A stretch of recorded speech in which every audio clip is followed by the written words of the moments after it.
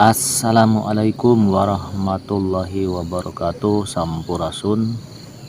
Oke, ujang enjing, selamat pagi, selamat berjumpa lagi. Setelah sekian lama saya tidak mengupload video. Kali ini saya sedang berada di daerah Payung Sari, ya, Kampung Payung Sari, Desa Payung Sari, Kecamatan Panumbangan, Ciamis. Memang saya tidak punya rencana ke arah sini, tapi kebetulan sahabat saya, saudara saya, Mang Badag, ya, bertemu dengan guru sekaligus orang tua beliau, ya, salah satu kuncen Panjalu Ciamis, karena sudah hampir 21 tahun tidak ketemu, dan hari ini sudah dipertemu ini, dan alhamdulillah kita selamat.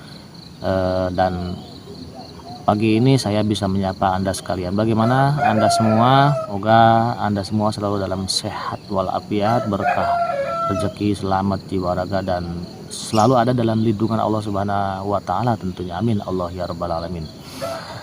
Ikuti terus perjalanan saya, dan semoga video ini menjadikan satu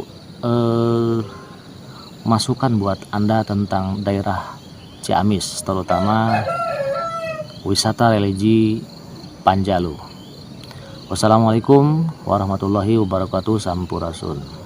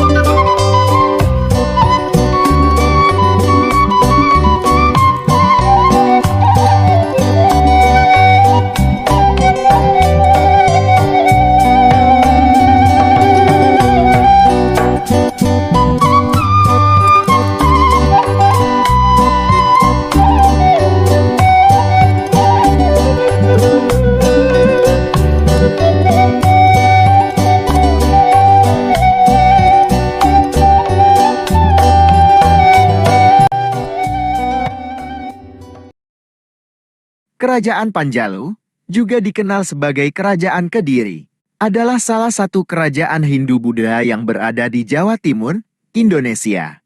Berikut adalah beberapa informasi sejarah mengenai Kerajaan Panjalu. 1. Pendiri dan masa kejayaan Kerajaan Panjalu didirikan pada tahun 1045 dan berlangsung hingga tahun 1222. Pusat pemerintahan kerajaan ini berada di Kediri, Jawa Timur. Masa kejayaan terjadi pada periode pemerintahan Raja Jayabaya yang memerintah antara tahun 1135 hingga tahun 1159. 2. Pembagian dan pemimpin. Kerajaan Panjalu merupakan hasil pembagian dari Kerajaan Kahuripan. Kerajaan ini dipimpin oleh Wangsa Isyana dan berpusat di Dahanapura, yang merupakan nama kota kuno yang sekarang menjadi bagian dari kota Kediri. 3. Peninggalan dan prasasti. Sejarah Kerajaan Panjalu dapat diketahui melalui penemuan prasasti-prasasti, seperti Prasasti Sirah Keting tahun 1104 yang mencatat nama Sri Jayawarsa. Prasasti-prasasti ini memberikan informasi tentang urutan raja-raja yang memerintah dalam kerajaan. 4. Keruntuhan. Kerajaan Panjalu mengalami keruntuhan pada tahun 1222 setelah terjadi perang melawan Kerajaan Singhasari di bawah pimpinan Khan Arab. Sejarah Kerajaan Panjalu atau Kerajaan Kediri ini merupakan bagian penting dari sejarah Hindu-Buddha di Indonesia. Warisan sejarah dan peninggalan kerajaan ini memberikan wawasan tentang kekayaan budaya dan peradaban pada masa lampau. Terdapat perbedaan antara Kerajaan Panjalu di Kediri dan Kerajaan Panjalu di Ciamis. Meskipun keduanya memiliki nama yang sama, mereka adalah entitas yang berbeda dan tidak memiliki hubungan langsung satu sama lain. Berikut adalah penjelasan lebih lanjut. 1. Lokasi geografis. Kerajaan Panjalu di Kediri terletak di Jawa Timur, sementara Kerajaan Panjalu di Ciamis terletak di Jawa Barat. Mereka berada di wilayah yang berbeda secara geografis dan terpisah cukup jauh satu sama lain. 2. Periode waktu yang berbeda. Kerajaan Panjalu di Kediri berdiri pada abad ke-11 hingga abad ke-13. Sementara Kerajaan Panjalu di Ciamis terbentuk pada abad ke-14. 3. Konteks sejarah yang berbeda. Kerajaan Panjalu di Kediri merupakan salah satu kerajaan Hindu-Buddha yang berperan penting dalam sejarah Jawa Timur. Sementara itu, Kerajaan Panjalu di Ciamis dikenal sebagai kerajaan kecil yang berpusat di Situlangkon, Panjalu, Ciamis. Meskipun keduanya memiliki nama yang sama, hubungan antara Kerajaan Panjalu di Kediri dan Kerajaan Panjalu di Ciamis tidak terdokumentasikan dalam sejarah. Kedua kerajaan ini memiliki konteks sejarah, waktu, dan lokasi yang berbeda. Oleh karena itu, tidak ada hubungan langsung antara keduanya. Situlengkong di Panjalu. Ciamis memiliki sejarah yang menarik. Menurut cerita rakyat yang diwariskan secara turun-temurun dan berdasarkan babat Panjalu, Situlengkong sebenarnya adalah danau buatan atau hasil usaha manusia. Situlengkong dahulunya menjadi kawasan dari pusat pemerintahan Kerajaan Panjalu di Ciamis. Konon, danau ini menjadi pusat pemerintahan karena banyak ditemukan penemuan-penemuan sejarah yang hingga kini masih dilestarikan. Situlengkong juga memiliki dimensi sejarah, budaya, dan religi yang besar. Pada tanggal 17 Maret tahun 2004, kawasan Situlengkong ditetapkan sebagai desa wisata oleh pemerintah Provinsi Jawa Barat, mengakui potensi wisata yang ada di sana. Danau ini juga menjadi tempat ziarah karena terdapat makam salah satu tokoh terkenal di Panjalu, Ciamis. Situlengkong memiliki keindahan alam yang menakjubkan dan menjadi daya tarik bagi wisatawan yang ingin menikmati suasana sejarah dan alam yang harmonis. Sejarah Situlengkong di Panjalu sebagai pusat pemerintahan Kerajaan Panjalu memang menarik. Menurut legenda dan cerita rakyat, Situlengkong dianggap sebagai pusat pemerintahan Kerajaan Panjalu karena diyakini memiliki nilai spiritual dan kekuatan alami yang kuat.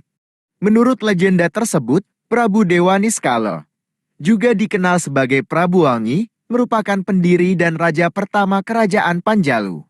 Ia diyakini memiliki kekuatan spiritual yang tinggi dan melakukan meditasi di Situ Lengkong. Prabu Dewa Niskala memilih Situ Lengkong sebagai tempat meditasi karena keindahan alamnya dan kekuatan spiritual yang terasa di tempat tersebut. Dalam perjalanan meditasinya, Prabu Dewa Niskala mendapatkan wahyu dan kebijaksanaan yang kemudian ia terapkan dalam pemerintahan kerajaan Panjalu. Situ Lengkong menjadi tempat penting bagi raja-raja Panjalu untuk merenung, mencari petunjuk, dan mengambil keputusan penting dalam pemerintahan. Selain itu, Situ Lengkong juga memiliki keterkaitan dengan pulau kecil di tengah danau yang disebut Pulau Majite atau Pulau Manuk. Di pulau ini, terdapat petilasan tempat meditasi dan makam Prabu Dewa Niskala. Pulau ini dianggap sebagai tempat suci dan menjadi pusat spiritual kerajaan Panjalu. Seiring berjalannya waktu, Situ Lengkong dan sekitarnya berkembang menjadi pusat pemerintahan, budaya, dan spiritual kerajaan Panjalu. Keindahan alam dan nilai-nilai spiritual yang terkait dengan Situ Lengkong menjadi faktor penting dalam menjadikannya sebagai pusat pemerintahan kerajaan Panjalu. Meskipun legenda dan cerita rakyat memiliki peran penting dalam menjelaskan sejarah Situ Lengkong sebagai pusat pemerintahan kerajaan Panjalu, penting untuk diingat bahwa ini adalah cerita turun-temurun dan mungkin memiliki aspek mitos. Namun, Situ Lengkong tetap menjadi tempat yang penting dalam sejarah dan warisan budaya Panjalu di Ciamis. Kisah tentang Prabu Dewa Niskala sebagai pendiri dan raja pertama kerajaan Panjalu memiliki latar belakang yang legendaris dan diceritakan dalam cerita rakyat. Menurut legenda tersebut, Prabu Dewa Niskala diyakini sebagai sosok yang memiliki kekuatan spiritual yang tinggi dan memiliki peran penting dalam mendirikan kerajaan Panjalu. Menurut cerita tersebut, Prabu Dewa Niskala adalah seorang raja yang bijaksana dan memiliki kekuatan gaib. Ia juga dikenal dengan sebutan Prabu Wangi. Konon, Prabu Dewa Niskala melakukan meditasi dan pencarian spiritual di daerah Panjalu, tempat Situ Lengkong berada saat ini. Selama meditasinya, Prabu Dewa Niskala dikatakan menerima wahyu dan petunjuk dari alam gaib. Wahyu tersebut membimbingnya dalam membangun dan memerintah kerajaan Panjalu. Dengan kebijaksanaan dan kekuatan spiritualnya, Prabu Dewa Niskala menjadi pendiri dan raja pertama kerajaan Panjalu. Cerita tentang Prabu Dewa Niskala sebagai pendiri dan raja pertama kerajaan Panjalu mungkin memiliki campuran antara fakta sejarah dan elemen mitos. Legenda ini menjadi bagian dari warisan budaya dan sejarah kerajaan Panjalu di Ciamis. Meskipun tidak ada catatan sejarah yang jelas mengenai keberadaan Prabu Dewa Niskala, cerita ini tetap menjadi bagian penting dalam narasi sejarah dan kepercayaan masyarakat setempat. Menurut legenda dan cerita rakyat, ada hubungan antara Prabu Dewa Niskala dan Prabu Borosngora dalam konteks sejarah kerajaan Panjalu. Prabu Borosngora dikatakan merupakan putra dari Prabu Dewa Niskala. Prabu Borosngora juga dikenal sebagai Prabu Borosngora Jayadewata atau Prabu Borosngora Jaya Sengkala. Ia merupakan raja yang memerintah setelah Prabu Dewa Niskala. Konon, Prabu Borosngora mengambil alih tahta kerajaan Panjalu setelah ayahnya meninggal. Prabu Borosngora dianggap sebagai penerus kebijaksanaan dan kekuatan spiritual dari Prabu Dewa Niskala. Ia melanjutkan kepemimpinan dalam kerajaan Panjalu dengan menerapkan ajaran dan nilai-nilai yang diterima dari ayahnya. Namun, penting untuk dicatat bahwa cerita ini berdasarkan legenda dan cerita rakyat, sehingga ada kemungkinan adanya campuran antara fakta sejarah dan unsur mitos dalam narasi tersebut. Tidak ada catatan sejarah yang pasti yang dapat mengonfirmasi hubungan antara Prabu Dewa Niskala dan Prabu Borosngora. Namun, cerita ini tetap menjadi bagian dari warisan budaya dan sejarah kerajaan Panjalu di Ciamis.